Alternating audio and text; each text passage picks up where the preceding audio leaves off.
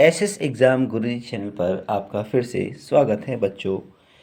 कक्षा 10 विज्ञान के पहले पाठ रासायनिक अभिक्रिया एवं समीकरण में हमने आपसे बात की थी पिछली वीडियो में रासायनिक परिवर्तन और भौतिक परिवर्तन के बारे में।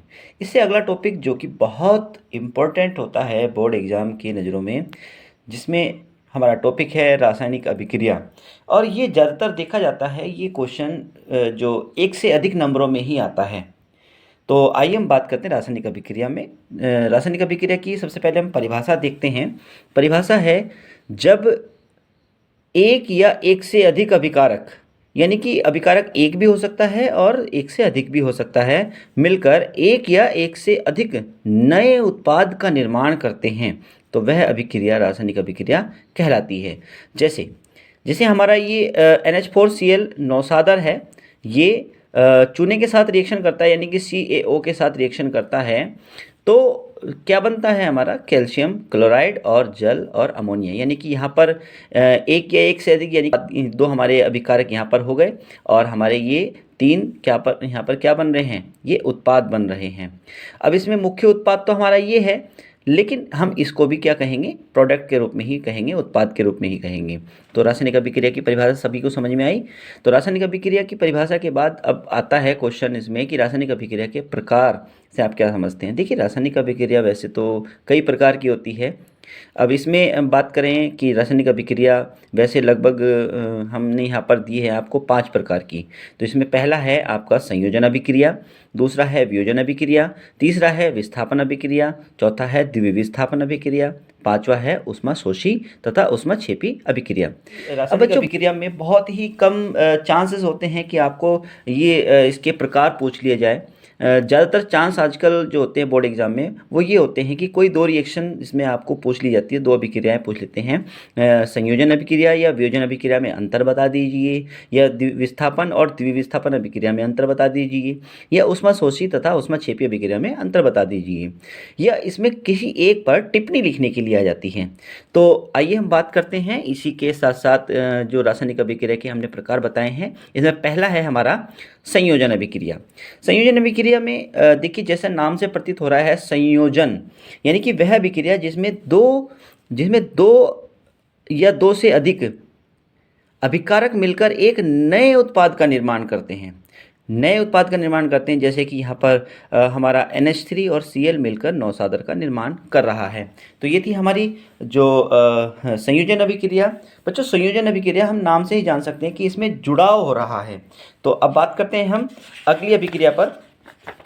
जो हमारी अगली अभिक्रिया है वो है हमारी वियोजन अभिक्रिया। वह रासायनिक अभिक्रिया जिसमें कोई अभिकारक टूटकर दो या दो से अधिक उत्पाद में विभक्त हो जाता है, वियोजन अभिक्रिया कहलाती है। वियोजन का मतलब होता है टूटना, अलग होना, यानी कि जिसमें एक अभिकारक अलग होकर दो या दो से अधिक उत्पाद बनाता है, जैसे कि यहाँ पर कैल्शियम कार्बोनेट कैल्शियम ऑक्साइड और कार्बन डाइऑक्साइड में परिवर्तित हो गया, तो ये हमारा हो गया वियोजन अभिक्रिया। तीसरा है हमारा विस्थापन अभिक्रिया। अब एक चीज़ और बताना चाहूँगा कि इस वियोजन अभिक्रिया की वजह से ही हमें रासायनिक अभिक्रिया में की जो परिभाषा है थोड़ा सा चेंजेस करना पड़ा, क्योंकि इसमें एक उत्पाद जो हमारा एक अभिकारक भी लिया जाता है। इसी वजह से हमने अपनी इस परिभाषा के अंदर थोड़ा सा बदलाव किया। तो वियोजन अभिक्रिया के बाद अब बात करते हैं हम द्विविस्थापन और विस्थापन अभिक्रिया। देखिए, विस्थापन अभिक्रिया क्या है? वह रासायनिक अभिक्रिया जिसमें कोई तत्व किसी अन्य तत्व को उसके यौगिक से अलग करके उसका स्थान ग्रहण कर लेता है, वह विस्थापन अभिक्रिया कहलाती है। जैसे हमारा ये कॉपर सल्फेट है, कॉपर सल्फेट के साथ जब आयरन की अभिक्रिया कराई जाती है तो कॉपर सल्फेट आयरन के साथ विस्थापित हो जाता है और आयरन कॉपर सल्फेट के स्थान पर बैठ जाता है और कॉपर अलग हो जाता है। ठीक है, तो कॉपर सल्फेट जब आयरन के साथ रिएक्शन करता है तो आयरन सल्फेट प्राप्त होता है। इसी प्रकार जब कॉपर सल्फेट जिंक के साथ अभिक्रिया करता है तो जिंक सल्फेट प्राप्त होता है, प्लस कॉपर हमारा अलग हो जाता है। तो ये थी हमारी विस्थापन अभिक्रिया। अब उसके बाद आती है द्विविस्थापन अभिक्रिया। जैसे कि वहाँ पर विस्थापन में एक तत्व अलग हो रहा था, ऐसे ही यहाँ पर क्या है, दो तरह के विस्थापन होते हैं। वह रासायनिक अभिक्रिया जिसमें अभिकारकों के आयनों या मूलकों का परस्पर विनिमय होकर नए उत्पाद का निर्माण होता है, द्विविस्थापन अभिक्रिया कहलाती है। यानी कि वह रासायनिक अभिक्रिया जिसमें अभिकारकों के आयनों या मूलकों का परस्पर विनिमय होकर नए उत्पाद का निर्माण होता है, वो द्विविस्थापन अभिक्रिया कहलाती है। जैसे कि यहाँ पर AgNO3 प्लस KCl अभिक्रिया करके और KNO3 प्राप्त करता है। यानी कि यहाँ पर सिल्वर नाइट्रेट जो है जब KCl के साथ रिएक्शन करता है तो जो K है, पोटेशियम है, वो सिल्वर नाइट्रेट से विस्थापित हो जाता है, और ऐसे ही पोटेशियम जो है वो सिल्वर नाइट्रेट से के जो सिल्वर से क्या हो जाता है, विस्थापित हो जाता है। तो इसी प्रकार यहाँ पर दो विस्थापन होते हैं, जिसकी वजह से इसे यहाँ पर द्विविस्थापन कहा जाता है।